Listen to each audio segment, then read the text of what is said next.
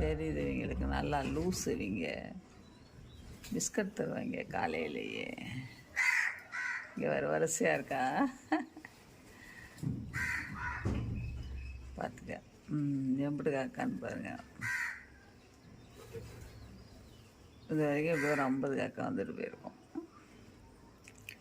இவங்களுக்கு பார்த்தோன்னே தெரியுது. கூப்பிட்டு கத்தி கூப்பிட்டு பிஸ்கட்டை வாங்கி எடுத்தேன். ஒரு வாங்கி சப்பா இதில் குரங்கோட இவங்க சண்டை வேற, பேச்சுவார்த்தை வேற.